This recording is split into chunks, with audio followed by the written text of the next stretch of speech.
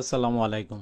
দেখেন ভাই, দেখেন এই আপু এই হুন্ডাটার দাঁড় করানোর জন্য যেভাবে দৌড়াইতেছে, হুন্ডাওয়ালায় মনে করলো যে সে কোনো পিছনে দুর্ঘটনায় ঘটে আসলো নাকি।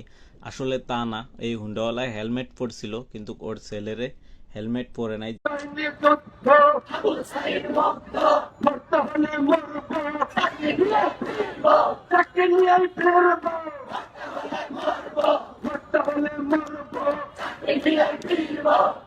ভিতর অনেক ঝড়